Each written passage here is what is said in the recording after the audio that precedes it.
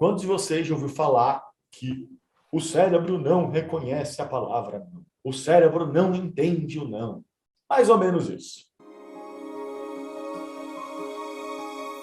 O que acontece é que, quando você ouve alguém falar alguma coisa para você, quando alguém está contando alguma coisa para você, a comunicação dessa pessoa tem dois impactos. Tem o primeiro impacto, que a gente chama de impacto literal, onde tudo aquilo que ela disse você teve que representar na sua cabeça. Então, por exemplo, não pensa no elefante rosa. Você foi obrigado a pensar no elefante rosa. Todo mundo aqui pensou no elefante rosa. Agora, depois que você teve o primeiro impacto da comunicação, que é literal, você tem o segundo impacto da comunicação, que é quando você dá significado para aquilo que você ouviu. Ele leva alguns segundos para ele aparecer, porque você tem que dar significado para aquilo. E aí você entende que o que foi dito era para não pensar naquilo, ou para não fazer aquilo, ou para não alguma coisa. Então, a comunicação, normalmente, ele tem esse primeiro viés, que ele é literal.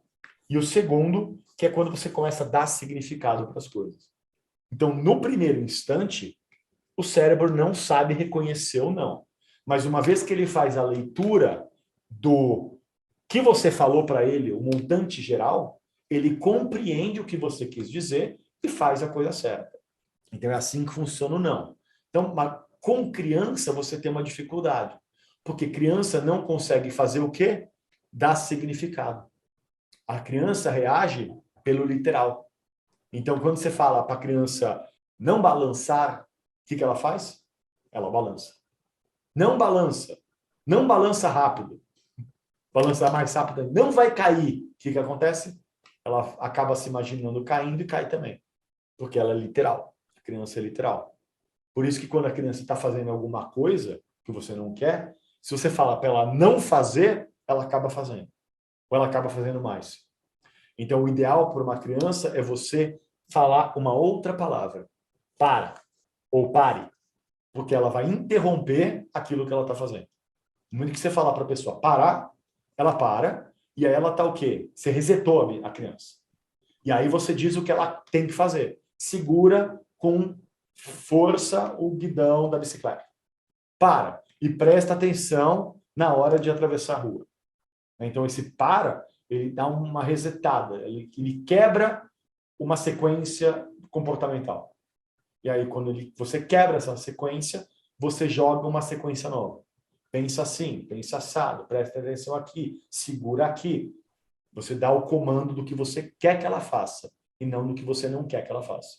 Então, para, respira profundamente, olha nos meus olhos. Então, a criança não está te ouvindo.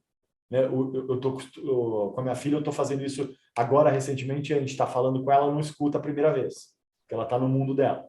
Então, o que eu faço? Estela, olha para cima.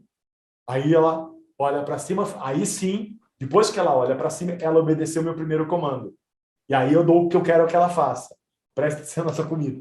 Fecha o gibi. Diz pra gente o que aconteceu hoje. Mas foi um jeito, né? Olha para cima, foi a mesma coisa. Foi o pare. Foi o para. É o mesmo estímulo. Você dá um comando que a pessoa vai seguir e depois que ela seguiu o primeiro, ela te ouviu. E ela vai seguir o próximo. Então, com criança, isso é muito bacana. Com adulto, esse pare também funciona.